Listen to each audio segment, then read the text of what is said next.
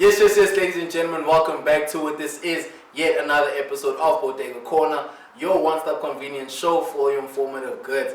And I am Bugs the Gemini, the Jiggy Laskin Jen from the West Side. And today I'm not alone, ladies and gentlemen. I am with the one and only Goon TheDj. He's not only one of the best producers in my eyes in SA right now, but he is also my best friend. And I only found it fitting to have him come onto the platform and chat to you guys about what he's done. He has 4 singles out and 2 EPs out on Apple Music. He's won the 012 Awards for Producer of the Year. And I mean to say, guys, that is already an accomplishment. So, my dog, thank you so much for coming through. No flop, my bro. No flop. Thanks for bringing me on, my I was been so overdue, I won't lie to you. Actually, bro, we've been talking about it. Yeah, we actually have for the longest time. But like, we both live on like 2 opposite worlds right now. So getting together is actually so hectic. Guys, you know we used to link up on the regular. Every day. Nah, it's once every 6 months. Every day. I even called Kumbele Kaya once just to find out where he's at. It's not that deep. But yeah, this is what we're going to do, guys. So, my boy come through. You guys already know the first part of the show. This is the drinking part of Bodega Corner. This is just a young icebreaker. We want to do a Q&A with the quiz master who's behind the camera. What's good? I don't know what he's asked. I don't know what he has planned. Goon TheDj doesn't know what he has planned. None. But we got our cups ready. You know what I'm saying? We're waiting for the questions and we hope they're not too hectic. So, quiz master. Let's go. You ready, gents? Yes, sir. Alright. First question. What is the nearest planet to the sun? Bugs. Mercury. That's right. Oh, You got it. Take a shot. Well done. No, time. We were both dead. We were both dead. I didn't think. I didn't go back. I didn't say, yo, what's going on? I was gonna mention a random planet. Yo. Alright, next one. Oh, sorry. Wait. Alright, so how long is an Olympic swimming pool? 150 meters? No. 100 meters? No. Dog, what's the answer, dog? It's 50 meters, guys. Nah. You said then you there already must. It's 50 there, 50 back when you swim. That's why it's a 100-meter race. That makes sense, but I hate it makes sense. Let's go. Away. What does www stand for in a website browser? Bugs was first. Thank you. Flop. World Wide Web. Drink. Dog. You like it's not even shots. You like it's not shots today, actually. Because you'd be on the floor already. No, wait. You'd be losing every other Q&A, so for me to be right. Yo, on top of the world, online. What is the name of the biggest technology company in South Korea? The big name. I think I have an idea, né? But like, I don't want to jump. Let's just say that it's everywhere. They've got everything, man. From your household things to your mobile things to the cellular. Well, please, just fuck up. I'm begging you. What is it called? Stop it. Don't say it. You don't want to say it. Like, shut up. You put a head for no reason. Wait. Nothing. I know it. Just give it to me. What's it called? Tick? What is it? Don't take me. Wrong. Samsung. 100%. Well done.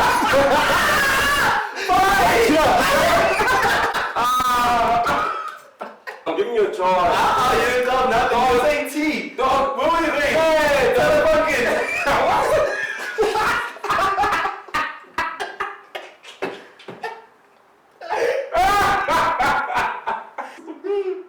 How many hearts does an octopus have? 2.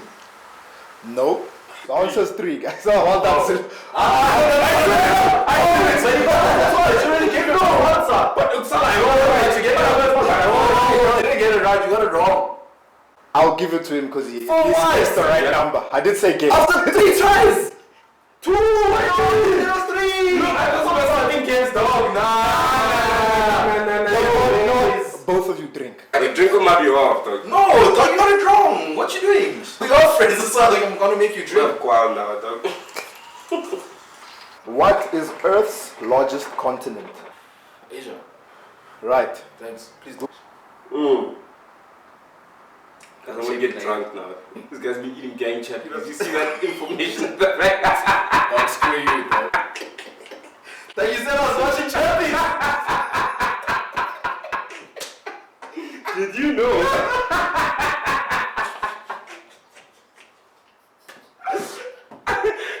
This is the last one. What's the smallest country in the world? Bucks? Madagascar. Wrong. Okay. The country is in another country. Venice. But is it a country? I mean, but This was a tough one. It's Vatican City. No, I've never gotten that. Let's go. Salute. So, ladies and gentlemen, as you guys can see, I whooped Silo's ass, Yo. mopped him on the floor. Nah, but it wasn't fair, guys. No, but it wasn't very fair. fair. Nah, Very fair. This is the end of this segment of the show. We'll be back after this break. We're going to be eating, got some course. We're going to get into the deeper side of the conversation, get to know who Goon TheDj is, where he started, what he's about, where is he at, where is he trying to go, all of his accomplishments and so forth. So, yeah, please stay tuned. This is Bodega Corner, your one-stop convenience show for you and for them is good. Yes sir, we are back right here on Bodega Corner, your one-stop convenience show for your informative goods, and I am Bucks Gemini, the Jiggy Laskin Gen from the west side. And if you guys watched the first segment of the show, I did win. He cheated. I did win. But he cheated. I whooped Siddle's ass and mopped it on the floor, and I whooped his ass. That's what happened. So we are back in the second segment. We just here to catch our bearings. We got some food. We had a little bit of a bride. You know what I'm saying? And we're just gonna get into the deeper part of the conversation and just find out who he really is. You know what I'm saying? And where he's been, where he's at, where he's trying to go. And yeah, man. So my dog, My boy. thank you again for coming through. Nah, thanks again, Hey, my blood. shout out. Appreciate it. So, dog, we have been friends since I was in grade 2, you in grade 4. Yeah. That is, 18 years. yeah. Damn. Yeah. 18 years. Yeah. 18 years, actually. That's Damn. crazy. 18 years. Yeah. Dog, and I mean, you come to mine, I go to yours. You know, we chill after school, you know, you can go to youth together, you know what I mean? My mom was that type of mom, there's like, hey, you're going to youth and you're taking Silla with you, do you know what I'm saying? You're taking him with you and you're going. Yo, we come a long way, but my first proper house experience was with you. Oh, you mean the house when genre? you introduced me into house music, right? Yes, When you introduced me into house music. So I'm a proper hip hop head. I've always loved hip hop. That's what I'm about, right? And went to the script at one time and he's like, nah, listen to this. And he played, I think it was Ralph Gum or something. It was something like way back. Way back. Yeah. And it hit me so differently. And I was just like, yo, what's going on here, you know? Sure. And I was like, yo, that's so crazy that like we come so far, dog. Like you actually put me onto house music. You know? Yeah. And starting off, I remember you used to throw parties like at home, and you DJ at your own parties. Fully. You DJ at your own parties. You DJ at your own parties. Bro. You know. And when you started, it was just like, yo, this is actually like so dope. Yeah. You know. But like, what got you into you wanting to DJ and actually doing music? Well, my thing was, okay, I fell in love with house music first. That was the first genre, the second genre that I fell in love with. Yeah. I don't know if you remember Casablanca. That's Casablanca, man. Like a whole lot of beats. Yeah, there's a lot. Yeah. That was the first genre I ever fell in love with. But slowly, I decided to go into deep house because my cousin really loved deep house, and I was like, you know what? Let me try tuning into that. And as time went on, I developed a love for it. Yeah. And at the time, it was big. It was huge at the time. You know, It was massive. Yeah, It was massive. So I listened to a guy called Rocco Radamal, and I fell in love with his music, man. I'm like, that guy was big. He was peaking. He was peaking.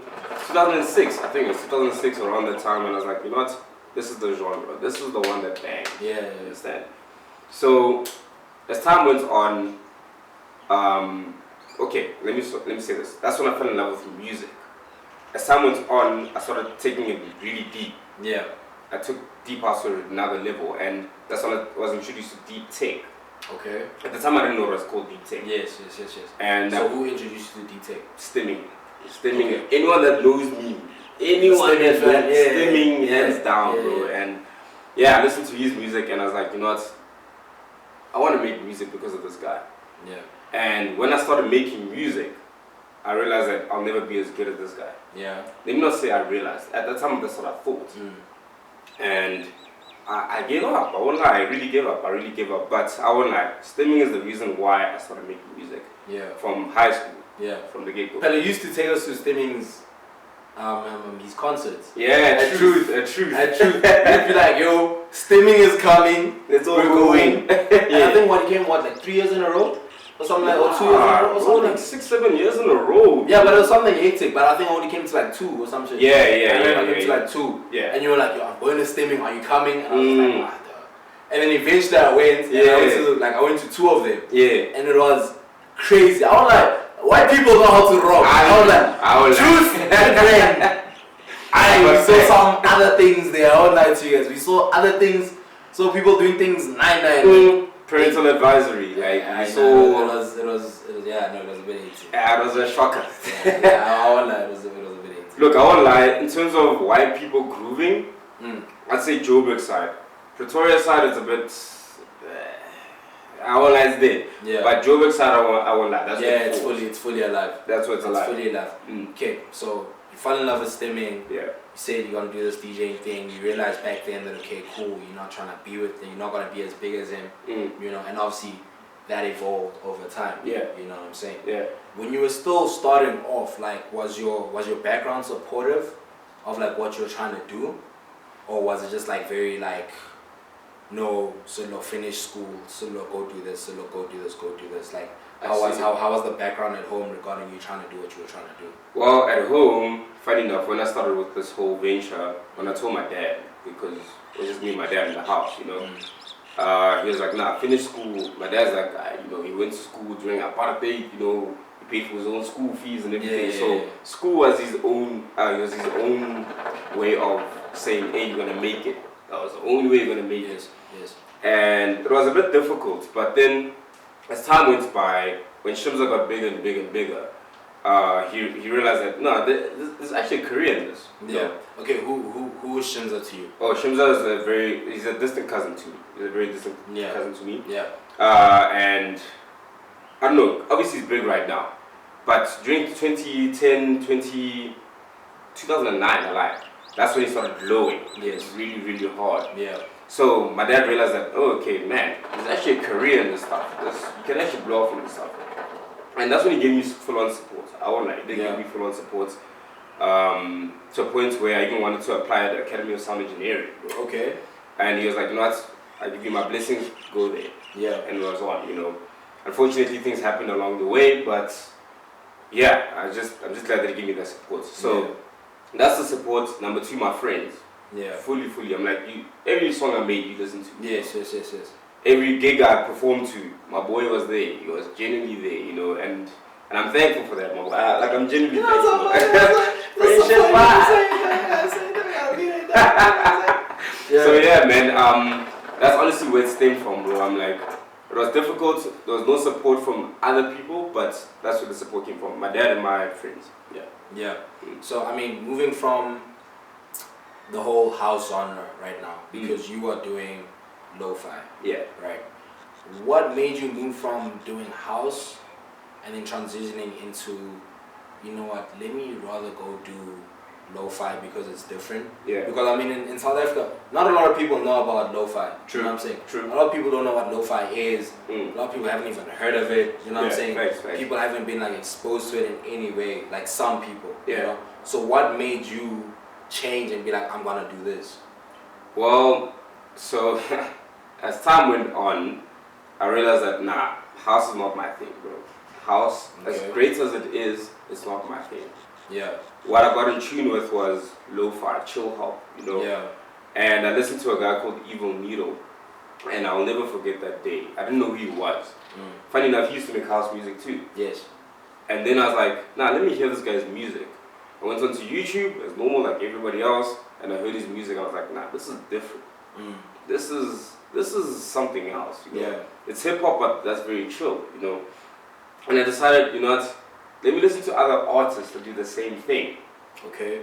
And that's when I started getting into tune with the genre, and I was like, oh damn, I didn't know this was actually a genre. Like, you understand?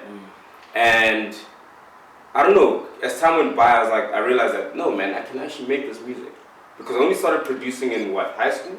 Yes. And I stopped, which was 2014. No, I'm lying. Wow. 2008. That's when I started producing. But then I stopped because, like I said, I didn't think I was as good as Stemming. Yeah. Yeah. And as time went on, I took a break. And when I fell in love with Evil Needle's music, that's when I was like, you know what? No, dude, you got a talent, bro. Why don't you just try to pursue this? Yeah. It doesn't mean that. Fair enough. Stemming has his own sound. You don't have to do what he does. You can do your own thing and then make it as big as as him. Yeah. You understand? So I just decided, you know what? Boom. Let's go with this. Let's go with chill hop because I love the genre. Let's go with it. Yes. I know I can do this. And as time went on, I got better and better and better, and realizing that, nah, man, I've got a knack for this. I can definitely do this. No one in South Africa is doing this. No one in South Africa is doing chill hop or lo-fi. Yes. Tap into that market. And that's how I got here. Alright, so, I mean, your inspiration being from Evil Needle, you know what I'm saying, doing lo-fi and chill hop, right? You have 4 singles out on Apple Music and 2 EPs out, right? With more music coming. Yeah. Which we'll obviously get into. Yeah. Your response to that, bro, like, how has the response been to all the projects and all, like, the singles that you've dropped right now? Like, how has it been? Has it been something that will motivate you to keep doing it? Or has it been a thing of, okay, it's a bit slow right now, but I'm still going to keep doing it because I know I can do it? Well, I'm at the point where I'm in the industry through the back doors. Yes. You understand? Sure, my face is not out there. It's not there. Like, it's more of, okay, for example, I'm going to use Frank Casino as an example, right? Yeah. Cool, he's out there, he's doing his own things, you know. But I don't know him directly, exactly, you know, like as a friend. Yeah, he's not your poison. I know him through the manager, which I'm close with, you understand? Because we do admin work. Yes. If I send him a beat, if I try to send Frank Casino a beat, I have to send it to the manager, and then the manager will sort it out to him. You understand that way? Yeah. So I'm in the back doors. So I'm at a point where I'm big enough to a point where I know how to make these deals. It's not difficult. I know I have the connections for it. I know who to talk to. I know how to approach them. Understand? I'm not at that climb up level anymore. I'm on another level, bro. I'm on another level. The fact that I won that award just indicates. So you've made your connections already. Easily, right? Easily, yes. And the award part is something that we'll also get into. You know what I'm saying? So you've already made your connections. Yeah. Right? You don't need to do the groundwork anymore. Nah. You know? You winning the 012 award, that was obviously from your chill out music. Yeah. Right? How does one like did you apply to be shortlisted, or was it like they headhunted you and then they said, yo, we heard your music, you know, we want to shortlist you for this thing, you need to get people to vote for you? Like, how did that whole thing work out for you? Alright, so let me start from the beginning, how it started, right? So one day I'm on Instagram, doing my own thing, going through my feed, and I realized that, a post came up saying that, hey, submit your beats so you can try to be producer of the year or whatever you're in. So I was like, let me just check and see what it's about. Cool. I checked and then I was like, nah, let me leave it. But every time I just kept on seeing this post. Every time. And I was like, no, this is a sign. Yeah. Just submit, see what it's about. Cool, so I submit my stuff. And when I actually did some background research, I realized that there was actually a lot of people that actually won. People that are big in the industry right now. Yes. So I was like, you know what, let me just try. Let's see what happens, you know. Cool, I submitted my music and everything. I submitted 2 songs, only 2 songs. They wanted, I think, 10 songs from me. Only submitted 2, just to see how it works. Yeah. Boom, I was shortlisted to be in the category. Sure. Cool. About a day or 2 later, just like that, I'm in. I'm like, wait, what? For real? I'm like, the only time I ever recorded a song in my life was about 3 weeks prior. You know, I still new in the game. Yeah. And no, I'm lying. It was about 3 months prior. I apologize. Yeah. 3 months prior. Yeah, I was wondering, 3 weeks. Yeah, I know it. I was gonna correct you, but you corrected yourself, so it's fine. That's all that matters. Yeah. Yeah, it was 3 months prior, and it's a song called Moon with Tisha, based all the way in America. And so how did you get that feature though, with Tisha Paradise? Like what happened with that? Paradise. Oh, she crazy. Paradise. Yeah, Paradise. So it's not Paradise. No. It's Tisha Paradise. Please. Respect. My bad. So what happened was, okay, so I'm on LinkedIn. Mm. That's where I do most of my business, you know, where people are looking for beats. I can't remember if I hit her up or she hit me up. Yeah. And this was on LinkedIn, by the way, because I have quite a huge following there. Yeah. And she hit me up, or I hit her up, and we started chatting there. And then at that time I released a beat tape. Okay. And I was looking for artists to pretty much record every song for the beat tape. Yeah. And there's a track called Moon that she was really interested in. She was like, listen, can I please go on that? I was like, no, that's fine. So we started chatting on WhatsApp so I can know who she is as a person, you know. Yeah. And once I figured who she was, where she's from, and so on, then that's when we were like, okay, let's work on this track. Yeah. And from then on, magic happened.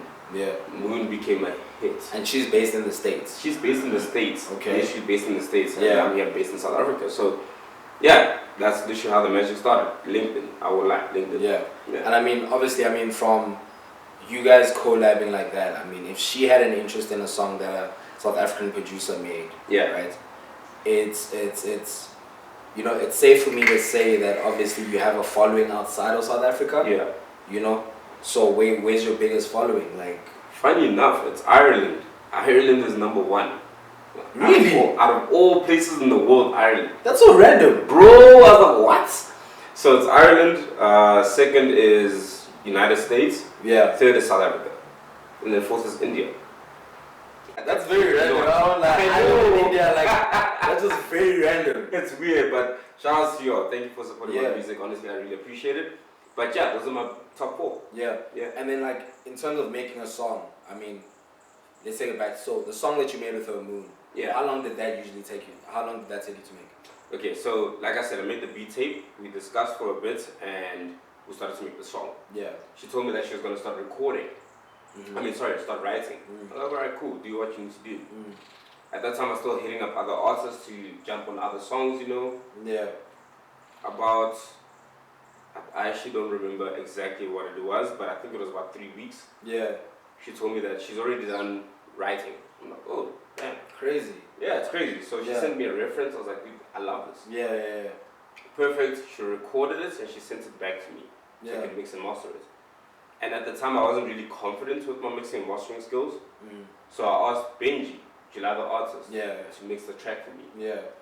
And he mixed it and it sounded perfect.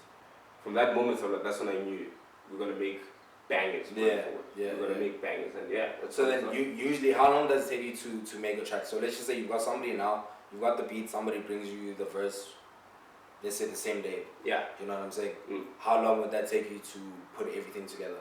Put everything together in what sense? In what sense? Like mixing, mastering, because I'm assuming right now you're mastering, you've obviously worked on it. Yeah, no, Right? Yeah. So in the frame that you're in right now, like how long would that, putting the vocals, putting on the beat, mastering, and then having the song ready, how long does that take you? Well, funny enough, mastering is not the same because every artist is different. Yeah. I can't have the same presets from a certain plugin with another artist Yes. and they expect it to work. Yes, So yes, I can't give you a certain time. It can Yeah. be 2 days, it can be 5 hours, it can be a week. Yeah. It all depends what I'm going through, if I'm busy, so on and so on. But if I had to give you a timeline, a good day. A good day. A good day, so the whole day would take The you to whole produce. day. The whole day I'm busy on it. Not with no distractions or anything. A whole day. Yeah. Yeah. And then going forward, I mean, you've already got Tisha, you know, Paradise on your song. You've already got other artists also that you've worked with. You know what I'm saying? Who would you ideally like to work with? You know what I'm saying? Right now. In this country or No, abroad, bro, abroad. Doesn't matter whether if it's an essay or overseas. Like, who would you ideally like to work on? Like, if you had like an open budget yeah. and it was like, okay, cool, I'm gonna use this budget on whatever I want to use the budget on. Yeah. Who would you hit up and be like, yo, I've got a 10-track EP or album that I'm working on. I want you to be on it. Who would those artists be? Sheesh. Alright, I'll list a few. It's Gemma Fassi. Gemma Fassi, Cape Town based. That woman has a voice. Yeah. That woman has a voice. Definitely her. Shane Eagle. I'm not in the rap scene. I'm not in the hip hop culture or anything, but definitely I'd love to work with them. Yeah. There's multiple others, mainly them, I won't lie, they're producers. But in terms of raps or rappers or singers, those would be the ones. Smino, Flying Lotus, bro. Taku. Yeah. Goodness, I could go on Saijin, Evil Needle. I could go on. Yes. But I'd say those are my top fives. I won't lie. Yeah. Top fives. Yeah. Your top fives would be those people, man. Yes, hands down. Alright, cool. That's very interesting, dog. Would you also say that, like, because I mean, dog, you grew up in the West. You know what I'm saying? The West has been where you've grown up, and then you moved all the way to the East Rand. Yeah. Right. Would you say that you moving to the East Rand has kind of influenced your sound now, or changed it to some sort of extent? Yeah, basically just like on like demographic. Yeah. You know what I'm saying? Would you say like you moving changed the sound that you're in right now?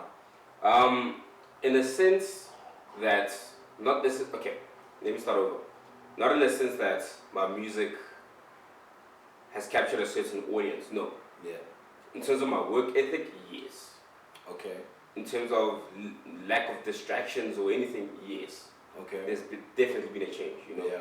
My music has been the same, but I've realized that, okay, cool, now that I'm alone now that I have time to work, I have to work on certain things on my own so that my music expands. Yeah. Because when I was in the West, I was really distracted. I'm not gonna lie, I was hella distracted, and I hated that factor. And I only hated it when I realized that when I moved to the East, when I was alone, I was like, damn, I was actually wasting a lot of time. I was wasting so much time. So when I moved to the East, I decided, you know what, let me take my music to another point. Let me take the quality really high. Yeah. You understand? To a point where I can actually work with international artists. Yeah. So I don't want to say that it's about demographic or anything. It's really not. Yeah. It's about just putting more work into my craft.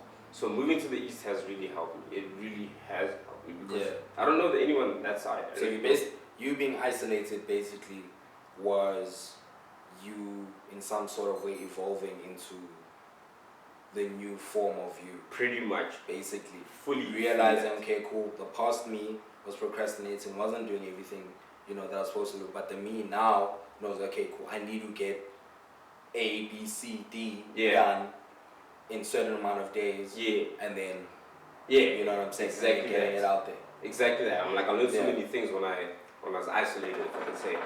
I learned so many things from my people that in the East there. That's when I understood a lot of things in the music industry. That's when I took my craft really seriously. Yeah. As in the industry even more. Whereas in the past, when I was in the West, I was playing around, bro. I was honestly playing around. So it was more of an eye-opener. Literally, yes. Literally. I prayed. I literally prayed when I was in the West. I was like, I prayed.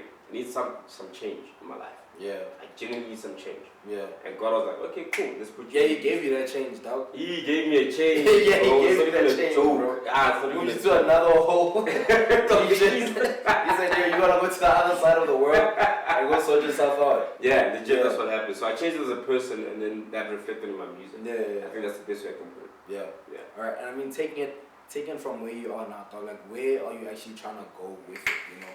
You know, you get certain producers and artists who are very comfortable with being, no, I just want to blow up in my country, you know, or I may want to blow up in my country and maybe another like 1, 2 outside of.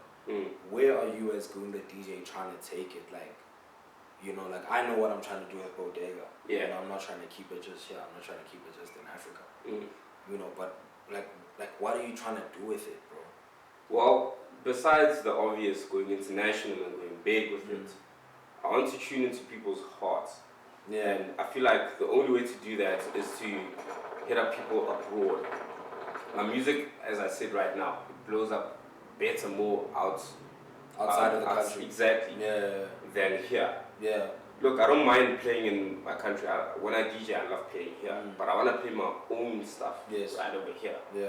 And the only way for that to happen, and it's sad, and I'm going to speak the truth, people only will listen to me if I blow up abroad. Yes. That's the truth. And it's slowly happening. I'm getting those connects. It's slowly happening. So now I'm starting to get feed from South Africa. Yo, people are like, oh, okay, Solo, okay, I hear your music, you know, I like your stuff, I see your reach. All right, now let's work together. Only now I'm starting to work with local people. Only now. But I mean, to be fair, dog, I mean, people want to work with people that are moving. Yeah. Do you know what I'm saying? Like, you can't really like fault people for that. Do you know what I'm saying?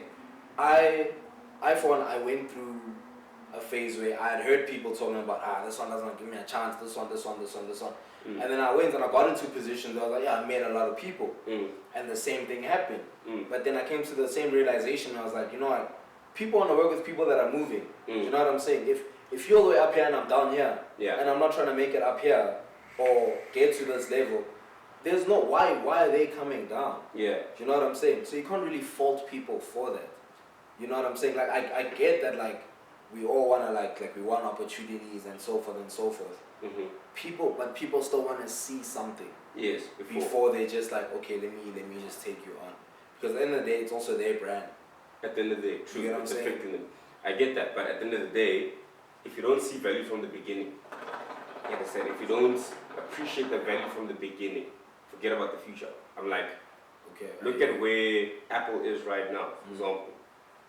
Look, they're at what? I think the highest right now. If I'm not wrong, I could be wrong right now. They're the highest in terms of share price. Yeah. Whereas when it just started, people were like, man, you know, but why do you want to jump on when things are popping? You understand? Yeah. Cool. Your show is doing good right now, my blood. You understand? It's alright. Nah, it's doing good. Trust. It's getting this. You know? But if, for example, I'm Nasty C and you come to me and I'm like, wait for those numbers to come up. Yeah. I get it. I really get it. Yeah. But if you know your value and you know where you're gonna go in life, why don't I as Nasty C jump on right now so that you can get there even quicker, and then we can be there together, type of thing. I don't know if I'm making sense. I get you, but then again, think about it this way, bro. You'll find that you may have put on like a lot of work, but that person may have put out 20 times the amount of work that you put on. Yeah. And there's 50 other people that are saying the same thing to him. You get what I'm saying? He may see a light in you, but at the same time, you need to understand that, hey, dog, it's like, yeah, cool, I could put you on, you know, but then now, what is that also doing for me? Again, think about it, dog, it's a barter system in some sort of way. You know what I'm saying? Your value that you're bringing to me, you bringing value, I'm bringing value, we boom together. Yeah. But if you bring value alone and I as Bucks, I'm not bringing any value, what does that do for you?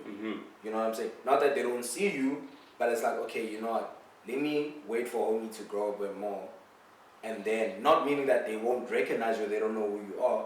Or maybe they're like, okay, no, yes, I've listened to his beats, but let me wait for another one to come out. Then maybe that one I'll jump on. But that's still a form of an investment because you're waiting for that. You understand? You see yes, value. I hear you. It's just, dog, it's the same, it's like, think about it this way. When Haval came out, the car Haval came to South Africa, people were like, what is this car? Yeah.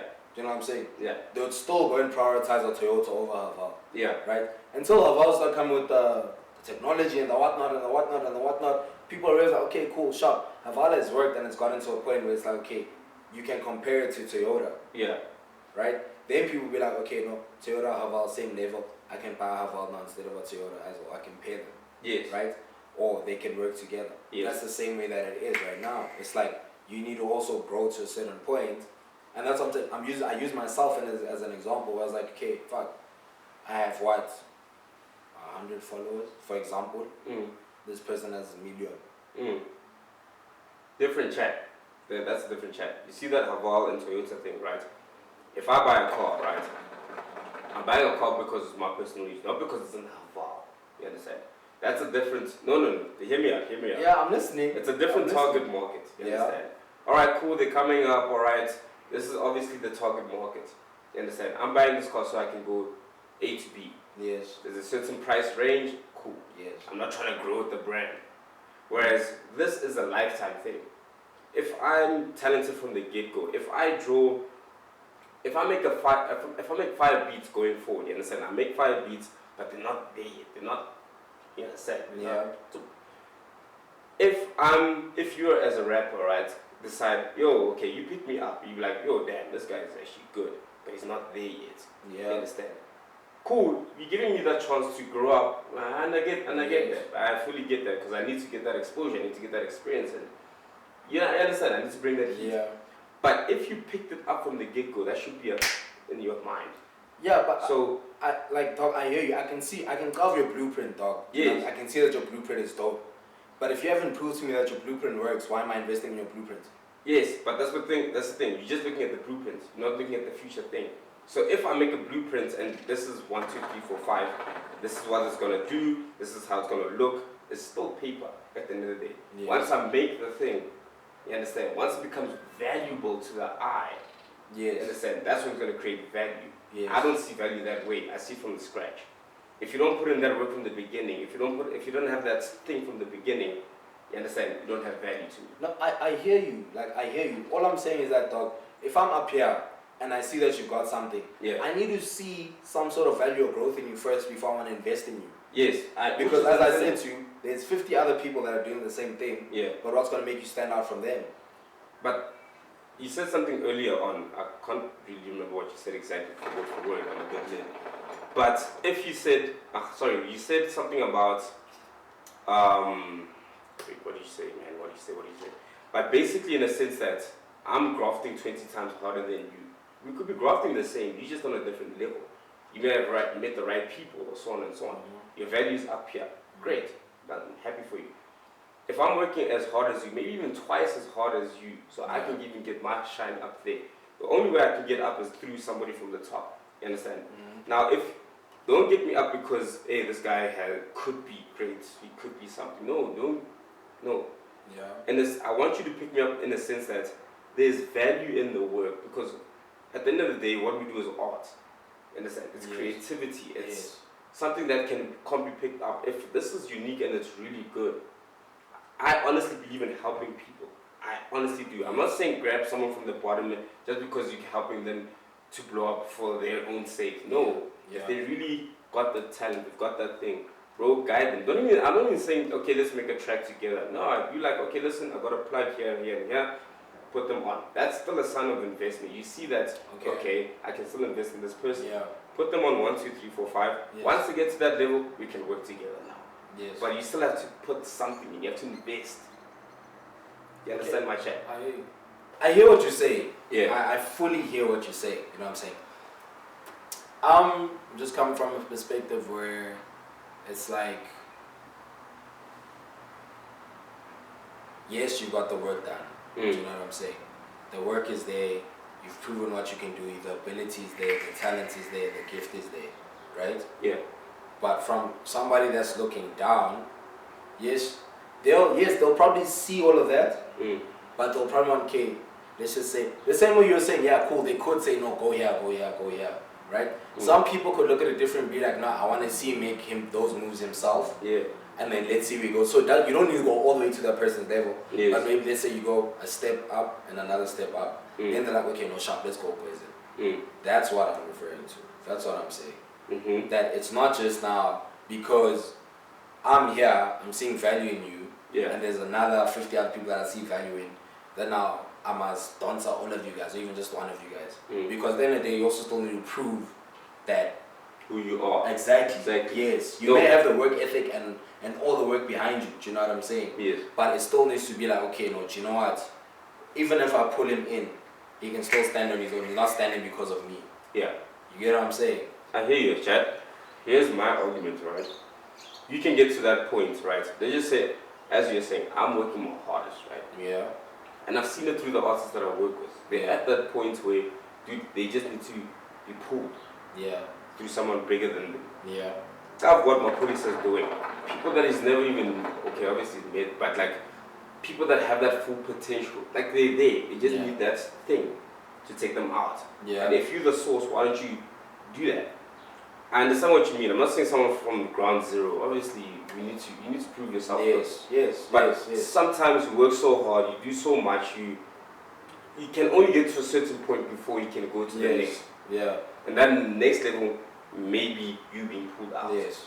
And that's what I'm talking about. I'm talking about that point. Yeah. Nah, below, obviously, I get it. But at that point, you need to be pulled out. And that's why I say, artists, especially these big artists these days, they need help, bro. Yeah. They really need help. And it sucks that these big shots are so selfish with it. That's what's happening in the industry right now. That's why I salute my producer fully. This guy grabs people from nowhere and out of the blue they hit. Yeah. Make hits out of crazy, out of nowhere, understand? Yeah. So I'm talking about in that sense. Okay, no, I hear you. I hear you. I mean, carrying on with this chat, bro. I mean, you obviously coming up and so forth, you know, and going through certain challenges and, you know, people not seeing your value. Like, what's like the main thing that stands out to you that's like been, I can't say a downfall, you know what I'm saying? But something that's hindered you from getting to the next level? Oof, I would lie. I'd say exposure, bro. I feel like that's that thing. That's because, to be honest, the only way you can actually get out there is through exposure and through connections. Yeah. That's the truth. That's the full-on truth. Yeah. You know, and I feel like the reason why, I don't feel like that. The reason why I created my LinkedIn profile and to share all this knowledge. So basically, what I do is I give producer tips on LinkedIn. You understand? Once I started getting a big following from there, that's when I started elevating to the next level. Yeah. So I had to create something on my own so that I can get at least a lot of exposure from that. Yes. So it's all about taking initiative, my man. It's all about taking initiative. If you don't take that initiative and you're waiting for someone to grab you out of that hole, it's not going to happen, bro. It's not going to happen. You have to do something different so that you can be out there. Yeah. You understand? Yeah. So that was my biggest downfall, but I realized that I need to do something about it. Yeah. LinkedIn was my best way. I'm not gonna lie. LinkedIn. Alright, okay, cool, dog. So I mean, we're running out of time right now. Yeah. Running out of time. This has been a very insightful conversation with me. We haven't actually had a sit down like this. We've actually never had a sit down like this. Actually, ever. We've been friends for 18 years. It's just been 5. That's what it's been. Wasn't kidding, I'm joking. It's not just been 5. But like, you know what I'm saying? But ending it off, bro, like what can you give, like what advice can you give to like that new producer that's starting out right now, that's trying to like grow, that's trying to get out there, like what kind of advice can you give that person and be like, listen, you know, it's not gonna be easy, but like it's a so. Okay. You know? First of all, follow me on LinkedIn. I got producer tips for you. Celeb. Alright. Promo! Not for real. Honestly speaking, put in that grind, yo. Put in that grind. I'm like, there's so much work to do. When I mean sleepless nights, I genuinely mean sleepless nights. Yeah. You don't sleep, fam. Yeah. Whether even if you got a 9 to 5, bro, when you knock off, grind. Yeah. Until you get that perfect sound. Once you get there, make those connections. And the thing is, I was an introvert. I was an introvert at heart. Yeah. So what I decided to do was to expose myself through social media. And I decided to make a whole campaign on Instagram, on Twitter, and so on and so on. Yeah. And I started getting a following. Yeah. And number 3 was LinkedIn, bro. LinkedIn, guys, you meet up with business professionals. Yeah. People that are serious. It's not about, oh, what's this guy doing? Oh, this is great content. No, it's not about content. We don't care about content. It's about what are you producing? What are you doing? So, guys, find a way. Even if that's not, even if you don't want to do that, that's cool. Find a way that will get you out there, because at the end of the day, you need to meet people. You could be the worst producer in the world, but have multiple hits. Yeah. You understand? Yeah. Now, if you're the best producer but you have no connections, you're not gonna have any plaques. Yeah. So find a way to get yourself out. Like I said, watch my stuff on LinkedIn. I'm spitting facts, guys. I'm spitting nothing but facts there. Do what you need to do to get out there. Yeah. Even if you don't sleep, do it. Yeah. Alright, cool. And then what else can we expect from you coming out end of 2022, beginning 2023? What we have, Goon TheDj, let us know so we know what's happening. Alright guys, so I've got a tape coming out. It's actually going to be out by the time this episode comes out. It's called These Days. Yeah. Listen to that. It's going to be on all social medias. Woo! It's on all streaming platforms. And it's going to be on Instagram and everywhere. So, yeah. And I'm releasing something with Tisha. Yeah. I just decided to make a tape so that people can hear, because I haven't dropped in a minute. Yeah. Since I was working with Jimmy Priceless, called a track called Light. So I just decided to drop stuff that I've never released before. So it's just a very chilled, chill hop, lo-fi, funk tape, you know. Yeah. After that, I got a banger coming in. Yeah. Oh, guys. Yeah. Oh. Yeah, what you made us listen to in the car, though. Yeah. Oh, so guys, yeah. be ready for that. Be ready for that. It's gonna be dropping out real soon. So it's got a mix of lo-fi and amapiano. Have you heard of that, bro? Have you heard of that? I haven't, dog. I haven't. So yeah, we'll hear it. We'll hear it. It'll be available everywhere, guys. Whether it's Spotify, whether it's Apple Music, Deezer, Tidal, so on and so on and so on. It's gonna be a banger. That's what I'm gonna say. It's gonna be a banger. Yeah. All right. No, dog. Thank you so much for coming through. Thanks for the inviting. conversation. Any day. Been well overdue. Definitely. Well overdue. Yeah. I wish you the best. You know I love you, dog. You're my brother. You know, and we're just gonna take it to the top. So we need to take.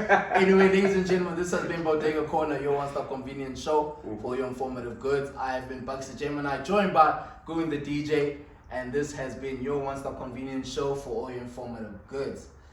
Peace out. Let's go.